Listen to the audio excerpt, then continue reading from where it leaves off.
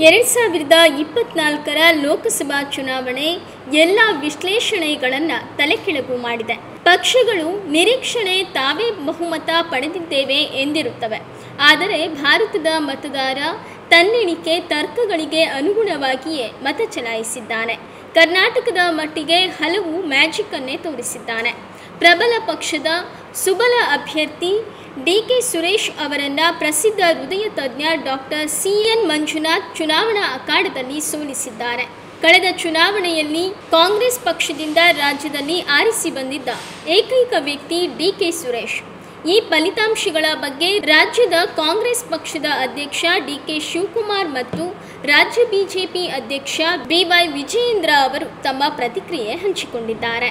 ಜನರ ತೀರ್ಪನ್ನ ಕಾಂಗ್ರೆಸ್ ಪಕ್ಷದ ಅಧ್ಯಕ್ಷನಾಗಿ ಗೌರವವನ್ನು ನೀಡ್ತೇವೆ. ಇಡೀ ದೇಶದಲ್ಲಿರ್ಬೋದು, ರಾಜ್ಯದಲ್ಲಿರ್ಬೋದು. ಅಧಿಕಾರ ರಾಜಕೀಯಕ್ಕಿಂತ ವಿಶ್ವಾಸ ರಾಜಕೀಯ ಮುಖ್ಯ ಎಂಬುದು ವಿಶ್ವಾಸ ರಾಜಕೀಯ ಗೆದ್ದಂತಾಗಿದೆ. ಆದರೂ ಭಾವನೆ ಸೋತಿದೆ, ಬದುಕು ಗೆದ್ದಿದೆ ಇಡೀ ರಾಷ್ಟ್ರದಲ್ಲಿ. ಏನು ಬಿಜೆಪಿಯವರು 400ಕ್ಕೂ ಹೆಚ್ಚು ಸೀಟ್ ಬರ್ತೀವಿ ಅಂತ ಹೇಳ್ತಾ ಇದ್ರು, ಅದಾಗಿಲ್ಲ. ನಮ್ಮ ಸಾಧನೆ ನಮ್ಮ ರಾಜ್ಯದಲ್ಲಿ 1 ಸೀಟ್ ಇದ್ದಿದ್ದು 9 ಸೀಟ್ ಹೋಗಿದ್ದೇವೆ. ಆದರೂ ನಾವು 14-15 ಸೀಟು ನಿರೀಕ್ಷೆ ಮಾಡಿದ್ದೇವೆ. ಬಟ್ ನಾನು ಏನು ಫಲಿತಾಂಶ ಬಂದಿದೆ ಅದನ್ನು ನಾನು ಸಂಪೂರ್ಣವಾಗಿ ಭಾಳ ಅರ್ಥ ಮಾಡ್ಕೋಬೇಕಾಗಿದೆ. ಇದರ ಜನ ನಮಗೆ ಇದಕ್ಕೊಂದು ಸಂದೇಶ ಕೂಡ ನೀಡಿದ್ದಾರೆ. ಅದನ್ನು ಅರ್ಥ ಮಾಡ್ಕೊಳ್ತೇನೆ. ಏನದು ಸಂದೇಶ ಅನ್ನೋದನ್ನ ಖಂಡಿತ ನಾನು ಅರ್ಥ ಮಾಡ್ಕೊಳ್ತೇನೆ. ಕರ್ನಾಟಕದಲ್ಲಿ ಪ್ರಜ್ಞಾವಂತ ಮತದಾರರು ಇದ್ದಾರೆ. ನಮ್ಮ ಮತದಾರರ ಪ್ರಜ್ಞಾವಂತಿಕೆಯನ್ನು ನಾನು ಕ್ವಶನ್ ಮಾಡಲಿಕ್ಕೆ ನಾನು ಹೋಗುವುದಿಲ್ಲ. ನಮ್ಗೆ ಇನ್ನೂ ಹೆಚ್ಚಿನ ಸ್ಥಾನ ಬರಬೇಕಾಗಿತ್ತು ಅಂತ ಈಗಾಗಲೇ ನಾನು ಹೇಳಿದ್ದೇನೆ. ಯಾಕೆ ಏನಾಗಿದೆ ಅನ್ನೋದನ್ನು ಖಂಡಿತ ನಾವು ಚಿಂತನೆ ಮಾಡ್ತೀವಿ.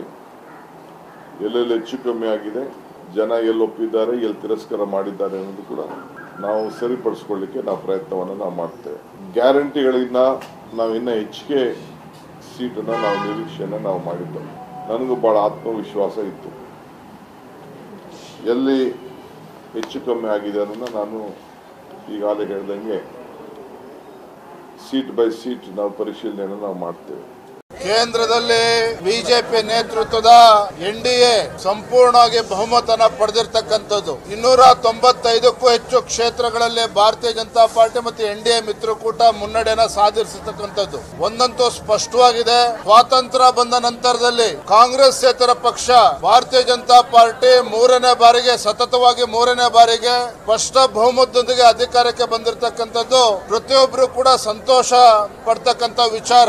ಕರ್ನಾಟಕ ರಾಜ್ಯದ ಬಿಜೆಪಿ ಮತ್ತು JDS ಪಕ್ಷ ಒಟ್ಟಾಗಿ ನಾವು ಚುನಾವಣೆಯನ್ನು ಎದುರಿಸಿ ಇವತ್ತು 19 ಕ್ಷೇತ್ರಗಳಲ್ಲಿ 17 ಕ್ಷೇತ್ರದಲ್ಲಿ ಭಾರತೀಯ ಜನತಾ ಪಾರ್ಟಿ, 2 ಕ್ಷೇತ್ರದಲ್ಲಿ ಇವತ್ತು JDS ಪಕ್ಷ ಗೆದ್ದಿದೆ. ಕರ್ನಾಟಕ ರಾಜ್ಯದಲ್ಲಿ ಇವತ್ತು 20ಕ್ಕೂ ಹೆಚ್ಚು ಕ್ಷೇತ್ರಗಳಲ್ಲಿ ಗೆಲ್ತೇವೆ ಅನ್ನುವ ಭ್ರಮೆನಲ್ಲಿದ್ದಂತ ಕಾಂಗ್ರೆಸ್ ಪಕ್ಷ ಮುಖಭಂಗ ಆಗಿರ್ತಕ್ಕಂಥದ್ದು ಸ್ಪಷ್ಟ. ತಮ್ಮ ಗ್ಯಾರಂಟಿಗಳ ಮುಖೇನ ರಾಜ್ಯದಲ್ಲಿ ಅತಿ ಹೆಚ್ಚು ಸ್ಥಾನಗಳನ್ನ ಗೆಲ್ತೇನೆ, 20ಕ್ಕೂ ಹೆಚ್ಚು ಸ್ಥಾನಗಳನ್ನ ಗೆಲ್ತೇವೆ, 20 ಸ್ಥಾನಗಳೆಲ್ಲ ಡಬಲ್ ಡಿಜಿಟ್ ಬರ್ತೇವೆ ಅಂತೇಳಿ ಕನಸು ಕಾಣ್ತಾ ಇದ್ರು.